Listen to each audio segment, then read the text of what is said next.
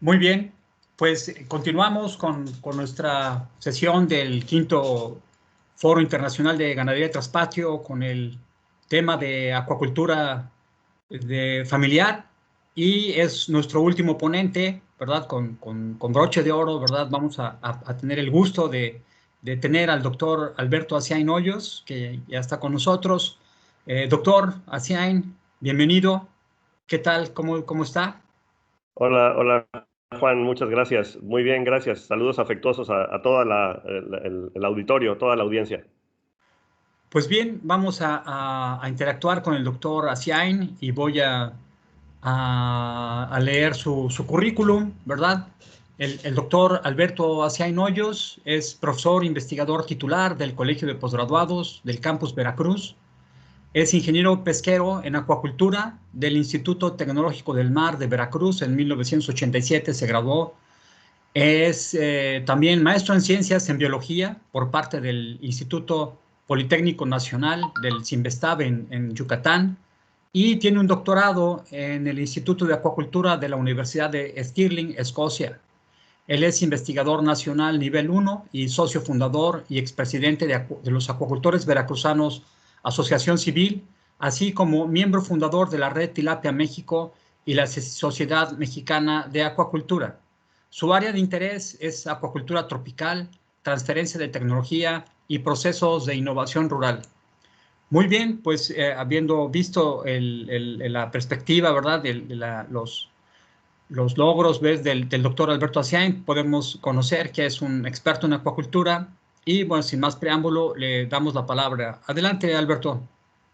Muchas gracias, Juan. Nuevamente, muchas gracias por la invitación. Mi agradecimiento al comité organizador de este quinto foro y, por supuesto, a mis compañeros que me han antecedido, ¿no?, en el panel, al doctor Alejandro Flores, a la bióloga Soledad Delgadillo, a ti, a la doctora Verónica, mi agradecimiento y mi reconocimiento.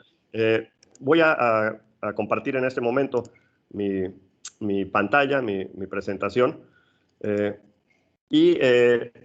lo que me voy a permitir compartir con ustedes en esta jornada es algunas experiencias que hemos desarrollado, de hecho, en colaboración en buena medida contigo, Juan, con el doctor Juan Lorenzo Orreta, en términos de la temática de este foro, precisamente, lo que es acuacultura familiar y a pequeña escala, en particular en el territorio donde estamos ubicados, que es el estado de Veracruz, en esta región de nuestro país, y el papel que juega esta actividad en el desarrollo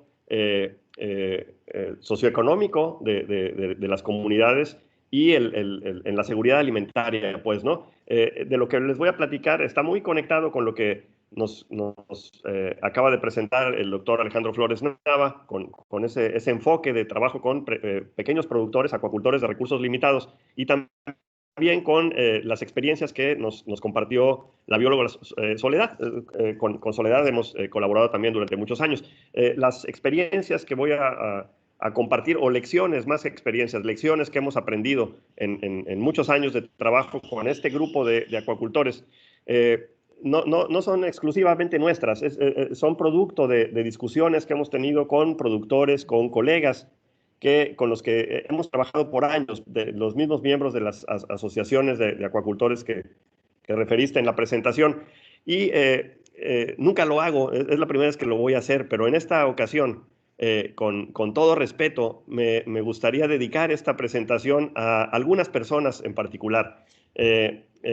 Como lo digo, es con todo respeto. En primer lugar, al doctor Víctor Villalobos, titular de SADER, al nuevo titular de CONAPESCA, el doctor Octavio Alberto Almada Palafox, y en particular a los integrantes de la Comisión de Pesca y Acuacultura del Senado de la República y de la Comisión de Pesca de la Cámara de Diputados. Lo menciono porque este programa espero que llegue a sus oídos. Hemos visto en muchos años que vienen titulares de dependencias o integrantes de estas comisiones en el legislativo que van y vienen. Y la situación a la que me voy a referir en mi ponencia, percibimos que no se resuelve. Entonces, esta, además de dedicárselas a ellos, es un llamado para que volteen a ver de los temas que estamos platicando en este foro y puedan intervenir. Está en sus manos la posibilidad de hacer un cambio. Y tenemos creemos que sabemos el cómo hacerlo. Por favor, denos la oportunidad de que nos conozcan, de que sepan el valor que tiene las decisiones que pueden ustedes hacer en el sector para que la cosa mejore. Durante este foro, no nada más el simposio de acuacultura familiar, sino durante todo el foro, el quinto foro de seguridad alimentaria y ganadería de traspatio, han emergido tres grandes, creo que son los tres grandes temas que tienen que ver con los ODS, que son transversales a cualquiera de las intervenciones que hemos tenido. Y le pegan a estos tres en particular, le pegan tangencialmente a otros de los ODS, pero estos son los fundamentales. Y quiero repasarlos para que no se nos olvide. El primero, la ganadería de traspatio en cualquiera de sus modalidades ayuda a eliminar la pobreza. Es una herramienta para ello. También para erradicar el hambre. Y, por supuesto, para generar salud y bienestar de la comunidad. Ahorita en estos meses de pandemia, lo hemos visto que las enfermedades, las comorbilidades derivadas de una mala alimentación nos están pasando la factura con la gran complejidad en términos de los casos de personas que desafortunadamente tienen complicaciones con esta enfermedad, pero con muchas otras. Entonces, creo que no tenemos que perder de vista que la seguridad alimentaria que deriva de actividades a este nivel, a nivel familiar, a nivel traspatio, contribuyen a mitigar estas tres grandes preocupaciones de la humanidad, no nada más de nuestro país o de nuestro territorio. Y en este foro, a lo largo de los diferentes simposios, hemos visto ejemplos muy interesantes en términos de ganadería de traspatio en todas sus modalidades, con aves, con mamíferos de distintos tipos, conejos, cerdos, la misma avicultura de traspatio que juega un papel fundamental. Y estas imágenes que están viendo en pantalla ilustran una realidad que se ve en las zonas urbanas, en los patios de zonas urbanas, pero principalmente en las zonas periurbanas y en las zonas rurales. Cuando nosotros vemos y escuchamos durante todas estas jornadas, ya estamos casi al final de este foro, y hemos visto estas lecciones, estos ejemplos que motivan a ver y a reconocer el papel que juega este tipo de sistemas de producción en combate al hambre, desarrollo, bienestar, etcétera, para miles de familias.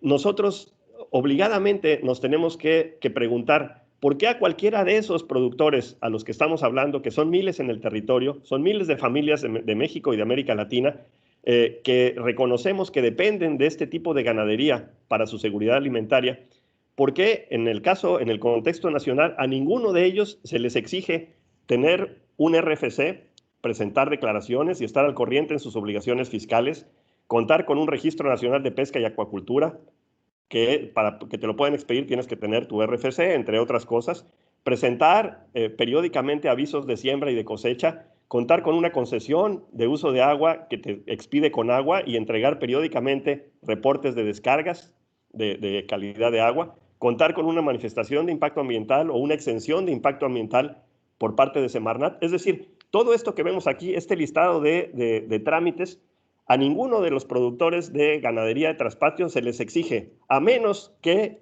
la especie, en lugar de que sea una gallina o un cerdo o un guajolote o una abeja, se convierta en un organismo acuático. Y eso es el problema que en nuestro país urge que se atienda. Esta imagen es un pequeño productor, un acuacultor de recursos limitados, como lo define la FAO, de una zona, esto es en el estado de Veracruz, pero como esto podemos ver en toda la República, ¿cuántos son?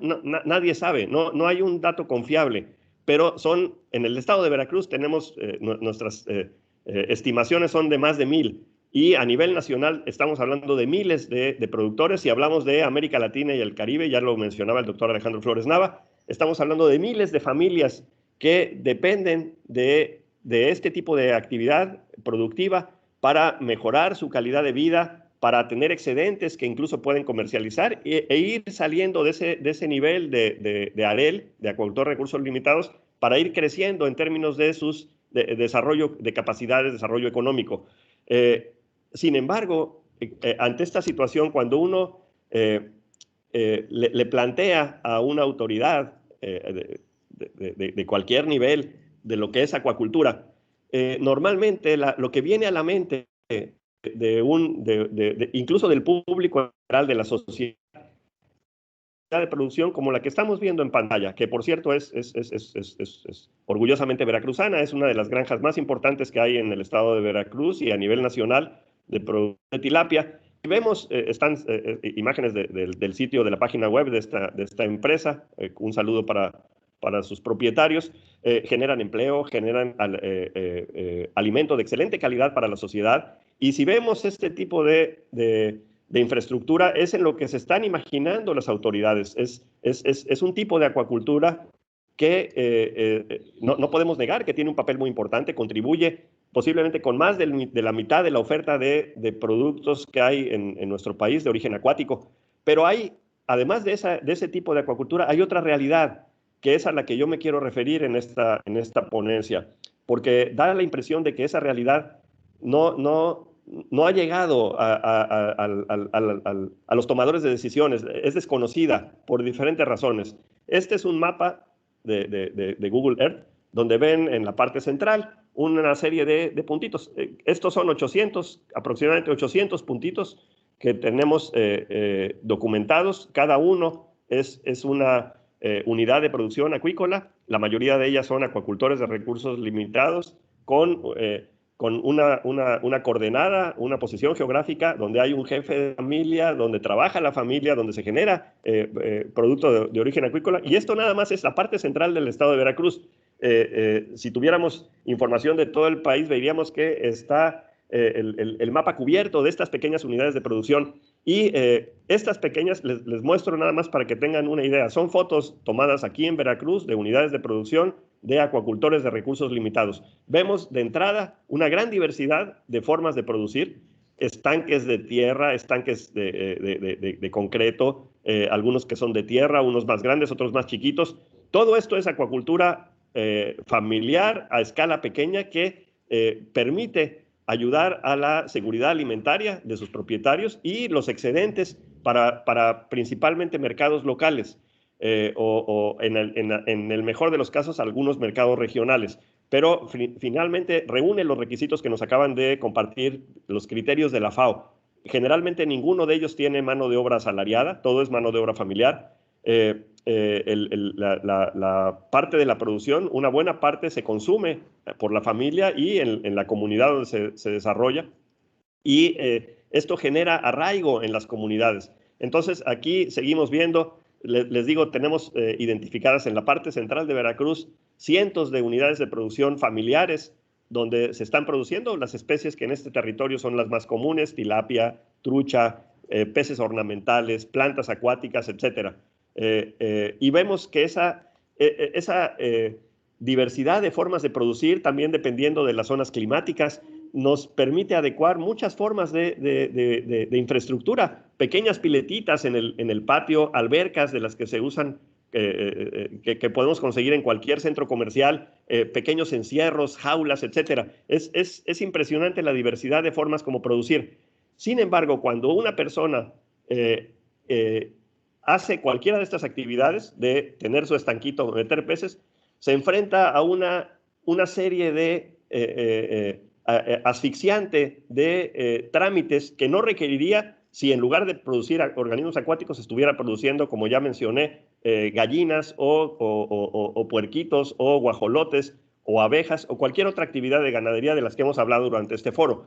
Entonces, aquí es un punto que es fundamental no perder de vista, que estos acuacultores de recursos limitados están generando empleo y con ello contribuyen a la reducción de la pobreza, producen comida y con ello contribuyen al combate al hambre, que son dos de las prioridades que actualmente tenemos identificadas a nivel internacional con los ODS, generan ese arraigo de los productores a la comunidad, diversifican los portafolios de vida de estos productores, porque como también ya se ha mencionado con mis compañeros, muchos de estos productores que ahora cultivan peces también cultivan otras actividades agropecuarias, agrícolas o pecuarias. Hacen agricultura, con los efluentes de los estanques riegan los cultivos agrícolas, sirve de abrevadero, que los animalitos lleguen a tomar agua, etcétera. Integran a la mujer y a los niños a un trabajo digno. La imagen que nos compartió el doctor Alejandro Flores Nava en una zona donde hay tanta violencia e inseguridad, hace que la situación cambie y es una actividad digna que genera una situación también de mejora de la autoestima de la gente que está involucrada en esta actividad. Por supuesto que aumenta la oferta de proteína de alta calidad. Los pescados y mariscos sabemos que son una fuente excelente de muchos nutrientes, principalmente ácidos grasos omega 3, proteína, muchos elementos. Son nutrientes fundamentales para el desarrollo de grupos vulnerables, niños, personas mayores, pero de toda la población en general.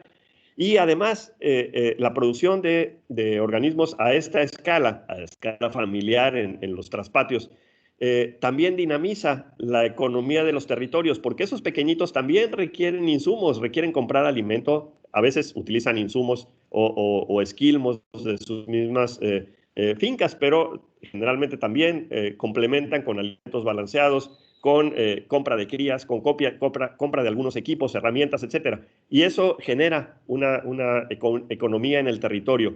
Y bueno, los valores que se van desarrollando a nivel comunitario.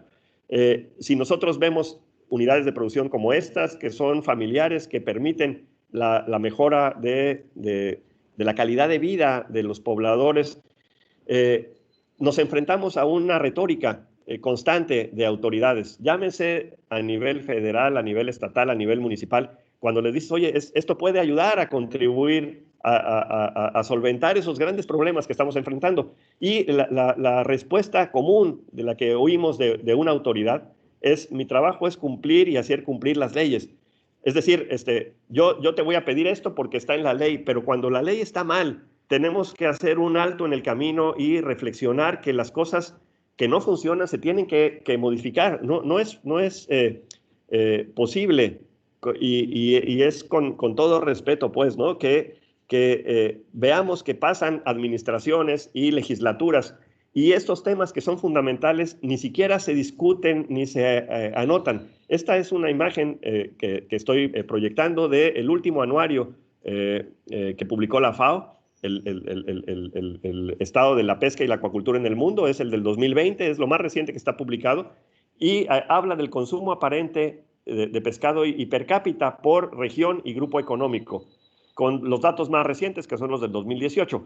Y lo que me interesa resaltar es que lo que está en la columna de la derecha, que es el consumo de pescado per cápita, los kilos de pescado que se comen por persona por año, está remarcado en rojo el promedio mundial. Estamos hablando por el orden de 20.3 kilos por persona por año. Y vean lo que pasa en América Latina y el Caribe, incluyendo México. El promedio, estamos aproximadamente a la mitad del promedio mundial. Varía dependiendo de cada uno de los países. En México, algunas informaciones oficiales hablan de que estamos en 12 kilos por persona, etcétera. Estos son datos de toda la región. Y si comparamos lo que pasa en otras regiones del mundo, en Asia, en Europa, Oceanía, vemos que el consumo per cápita está por arriba del promedio mundial. Entonces, aquí estamos enfrentándonos en México a una situación grave, porque además, a pesar de que tenemos una gran cantidad de recursos acuáticos, tenemos 2 litorales, etcétera, nuestro pueblo no es un pueblo que come pescados y mariscos. Ahí tenemos un gran desafío, incrementar el consumo per cápita, porque eso tiene un vínculo directo con la cuestión de salud de la población. Entonces, por un lado, tenemos poca demanda de consumo, no tenemos el hábito, la cultura del consumo de pescado, y por otra nos enfrentamos a una situación de normatividad asfixiante, en el sentido de que aún estos pequeños productores que podrían producir para mejorar su calidad de vida, para no depender o tener un ingreso, un arraigo, tratar de ayudar a salir de la pobreza, No lo pueden hacer como se esperaría porque el marco jurídico no lo está ayudando. Y para muestra un botón, esta es la Ley General de Pesca y Acuacultura Sustentables que se expidió en el 2007. Estamos hablando de que tiene 14 años de que se expidió y es el marco jurídico que da sustento a la acuacultura y a la pesca en nuestro país. Y en uno de sus artículos, el sexto transitorio, se menciona que esta ley debería haber sido reglamentada 6 meses después de que entró en vigor. Ahorita tenemos 14 años de que se expidió esta ley y que todavía no tiene reglamento. Y mientras tanto, mientras el reglamento de esta ley saliera, que como menciono tiene 14 años sin reglamentarse, entra en aplicación el reglamento de la ley de la que ya fue derogada, ley de pesca. No es la ley de pesca y acuacultura, es la ley de pesca. Es decir, esta ley de acuacultura y pesca actualmente, que es la vigente, se reglamenta por un reglamento de una ley que fue derogada, que no era de acuacultura y pesca, era una ley nada más de pesca. Y eso genera un vacío en términos de que cada autoridad lo interpreta como le da la gana. Entonces, es una situación de interpretaciones y puedes toparte con una autoridad que dice, sí, yo quiero promover el desarrollo de acuacultura porque ayuda a la seguridad alimentaria, la acuacultura familiar, etcétera, y con el que te dice, no, yo tengo que aplicar la ley como está porque es mi papel hacerla cumplir y cumplirla. Pero cuando la ley está mal, no está reglamentada, se genera un conflicto. Y eso es por lo que yo solicito que las autoridades intervengan. Mientras esta situación siga como está actualmente, vamos a seguir estando en un ambiente irregular que promueve la acuacultura informal. Los datos que tenemos del estado de Veracruz hablan de que 95-96% de la acuacultura que se produce es invisible para la autoridad, para las políticas públicas sectoriales, porque no está reportada, no se reconoce como una actividad acuícola, no tienen ninguno de los requisitos que les mencioné que se requieren. Sin embargo, estos pequeños productores están generando consumo alimento para ellos, para sus familias, están evitando tener que emigrar, están teniendo una forma digna de tener un ingreso, de mejorar su economía, y como ya vimos, se pueden adecuar a todo el territorio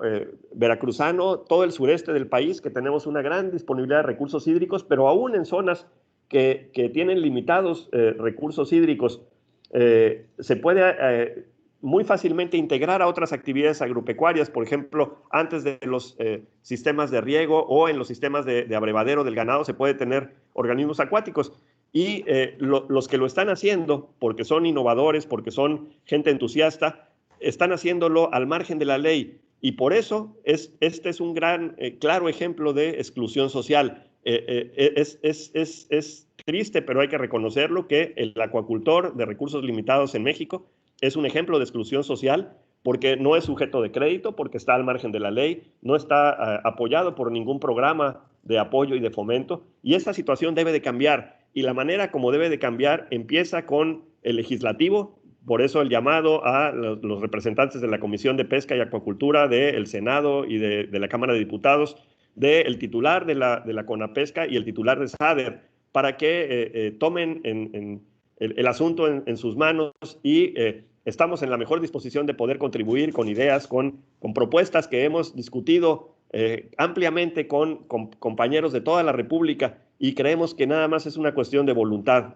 política. Finalmente, lo que vamos a tener es una oferta de productos de origen acuático que van a ayudar a mejorar enormemente el desarrollo socioeconómico de la población del territorio, van a ayudarnos a evitar migración. Es una forma excelente también de contribuir al déficit que tenemos, que actualmente se tiene que cumplir con cientos de miles de toneladas que se tienen que importar de otros continentes, porque no nos damos abasto a nivel nacional con la producción del territorio para suplir la oferta, la demanda que hay en el país. Ya sonó la alarma. A nivel de conclusión de esta pequeña intervención, yo quisiera resaltar 3 puntos básicos.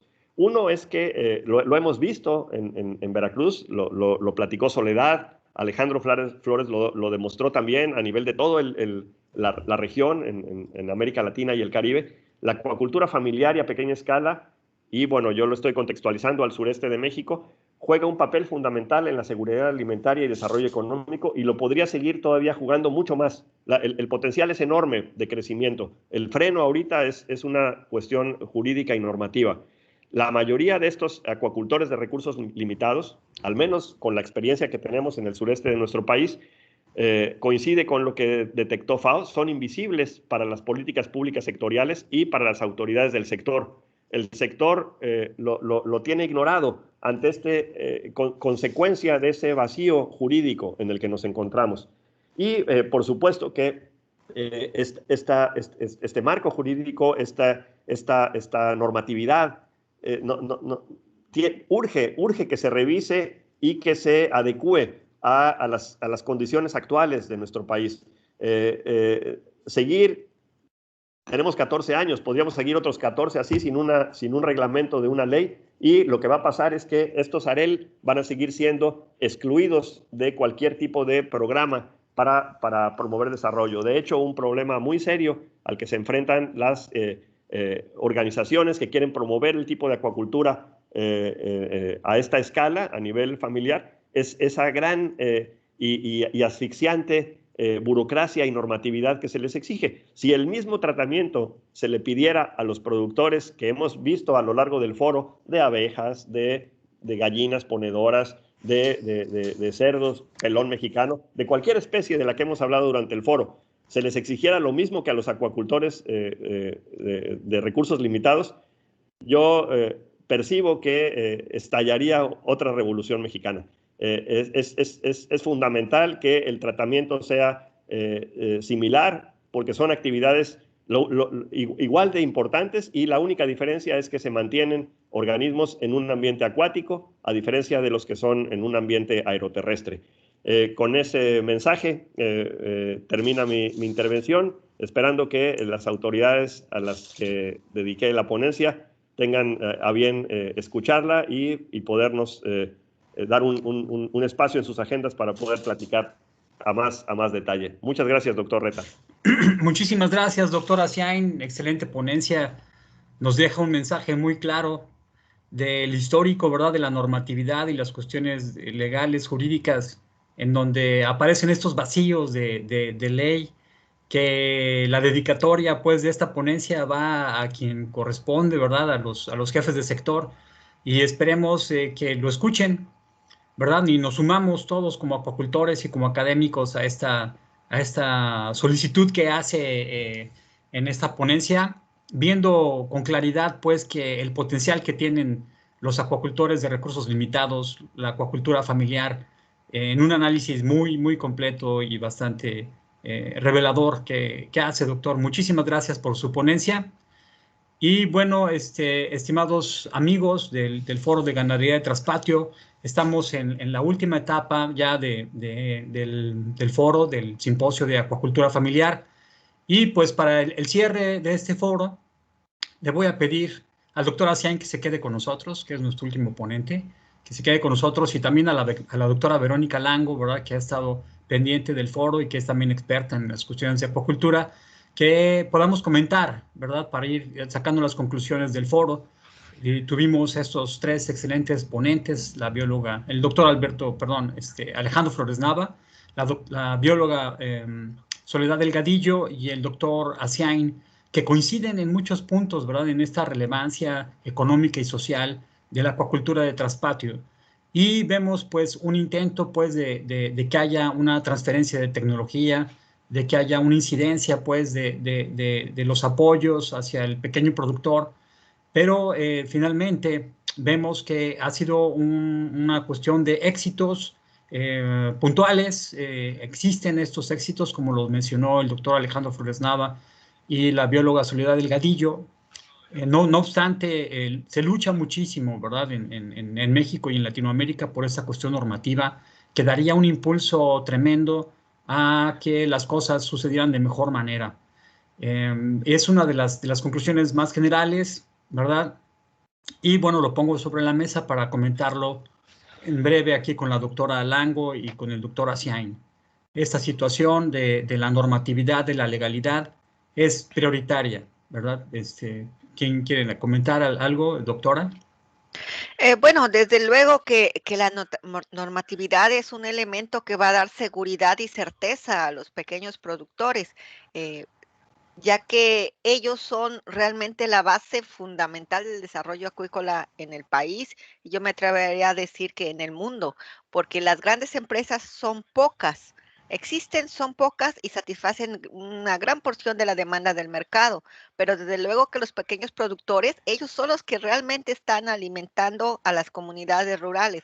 Entonces, sí, esta certeza es fundamental y sobre todo que a partir de ahí se creen los programas de desarrollo que necesita pues ese sector y el desarrollo de manera integral, viendo desde el enfoque tecnológico, el social, el económico, el de mercado, sobre todo el de mercado, y algo muy importante que hace falta y que creo no se llegó a comentar, pero es fundamental, de que los pequeños productores empiecen a ver como empresarios para que logren desarrollar un poquito más pues sus emprendimientos y dejen de estar pues en los márgenes del desarrollo productivo.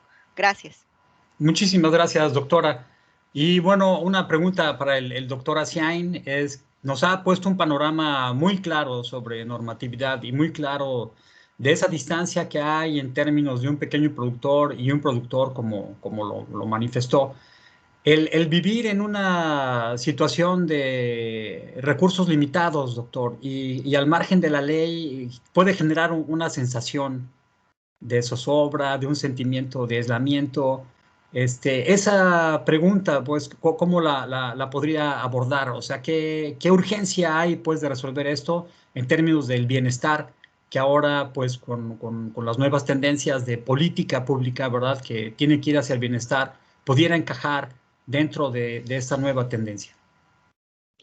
Gracias, Juan. Yo siento que un escenario es no hacer nada, es dejar las cosas como están. Y va a seguir habiendo productores que son empresariales y que tienen todo en orden, y también va a seguir habiendo productores de recursos limitados de nivel traspatio que van a seguir como están ahorita, en la informalidad, al margen de cualquier apoyo de cualquier instancia. Pero yo estoy seguro de que si se hace a nivel jurídico una diferenciación en lo que es la intención de cada una de estas formas de producir organismos, la actividad, por un lado, estaría mejor ordenada. Permitiría contabilizarse. Actualmente no se sabe, la autoridad no tiene una idea de cuánto se está produciendo, cuál es el aporte de la acuacultura a pequeña escala, pero más aún, hay un aspecto todavía que va más arriba. El hecho de tener una ley que junta dos actividades como son la pesca y la acuacultura, que son lo único que tienen en común a veces es que tratan con las mismas especies, a veces, pero son conceptualmente totalmente distintas. En el caso de la pesca, el Estado, creo que queda muy claro, el Estado es el que tiene la potestad de regular cómo se debe de manejar ese recurso, es un bien nacional. Pero en el caso de la acuacultura, es una actividad como puede ser la agricultura o la ganadería. Yo tengo en mi casa una pileta. Yo soy propietario de mi pileta, yo compro una cría y yo compro un alimento, soy propietario de la cría y del alimento que le estoy dando, no es el Estado. Y eso esa cuestión es fundamental. Por eso, insisto, lo que se tiene que revisar, sentarse a discutir, es el marco jurídico. Mientras eso no quede resuelto, vamos a seguir navegando en una cuestión de interpretaciones donde cada autoridad a nivel federal, a nivel estatal, a nivel municipal, lo va a interpretar como le dé la gana.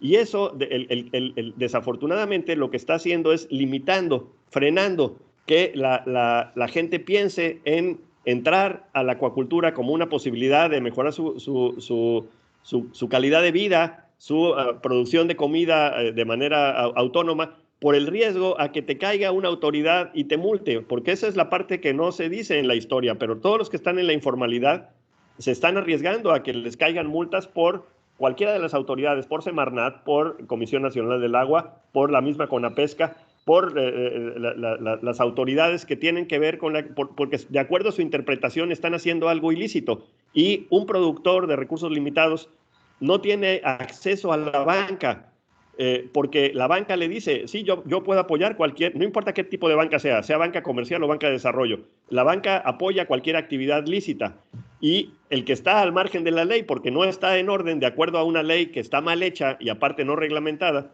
no está haciendo una actividad lícita. Entonces, por definición, todos los acuacultores de recursos limitados están al margen de cualquier tipo de apoyo, de financiamiento. Y eso lo menciono porque tiene que quedar claro el mensaje. Es una manera de excluir socialmente a un grupo que podría contribuir a la seguridad alimentaria. Es muy claro su punto, doctor, y aún con todas esas limitantes, la gente sigue haciendo acuacultura de traspatio, ¿verdad? Con esa, pues podemos decir, zozobra, pues, de que puedan llegar a tener un problema, pues, de tipo administrativo, ¿verdad? O legal. Y así es como se está desarrollando la acuacultura en nuestro país, ¿verdad? La acuacultura de traspatio está, como usted lo dice, al margen de todas estas condiciones. Pues bien, en el foro, ¿verdad? También pudimos observar detenidamente lo que pasa a nivel municipal con la explicación que nos dio la bióloga Soledad Delgadillo, ¿verdad?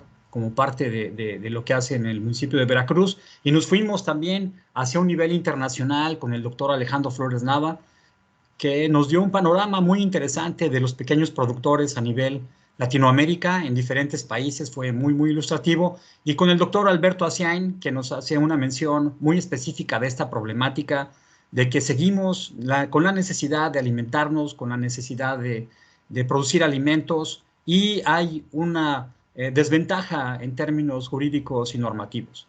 Pues bien, esa sería la conclusión más relevante, creo yo, de este foro, de este simposio de acuacultura de traspatio. Y vemos que hay muchas posibilidades en nuestro territorio, en nuestro país, para producir los alimentos que necesitamos, y esperamos pues que el mensaje sea escuchado por nuestros jefes de sector, los políticos que tengan que intervenir, y por la sociedad en general. Pues por mi parte es todo. Les agradezco mucho su participación. Si hay algo más que quieran comentar, doctora Lango, doctora Siain, para ir Yo cerrando. solamente agradecerles nuevamente la invitación a participar en el foro. Saludos afectuosos a toda la audiencia. No es la idea desmotivar a los interesados en acuacultura. Por favor, si hay algún interesado, con mucho gusto lo podemos orientar. Nosotros no ponemos las reglas del juego, las reglas están, pero creemos que deben de cambiarse, y en términos de la asistencia técnica, lo que podamos hacer lo seguiremos haciendo con mucho gusto y con mucho entusiasmo. Gracias nuevamente. Gracias, doctor Siain. Doctora. Bueno, pues gracias a los ponentes que participaron. Ahora sí que ha sido muy interesante la charla y bueno, si me permiten, yo ya procederé a cerrar la sesión comentando que dentro del programa del Quinto Foro Internacional de Ganadería de Traspatio y Seguridad Alimentaria, se va a dar inicio con la presentación de los trabajos de avances de investigación en las diferentes mesas temáticas abordadas durante el evento, cuyos ponentes provienen de una gran diversidad de instituciones nacionales y extranjeras. La exposición de carteles se realizará a partir del 18 de mayo de 11 a 2 de la tarde, de 11 a 14 horas, en la página web del foro, en donde podrán interactuar con los expositores mediante los foros de discusión. También las presentaciones orales se van a realizar los días 18 y 25 de mayo en diferentes horarios y diferentes salas, por lo cual los invitamos a consultar el programa final que va a estar disponible en las redes sociales y en la página web del evento. Doctor Reta, muchas gracias por haber hecho la coordinación de este evento, y a las personas que nos han seguido durante todo todo el foro, pues los seguimos invitando a participar con nosotros y sobre todo a conocer más sobre los diferentes temas visitando las redes sociales del foro y sobre todo cómo está interactuando la ganadería de traspatio en el aporte a la seguridad alimentaria. Recordemos que esto lo hacemos por una ganadería saludable y soberana. Los esperamos. Muchas gracias.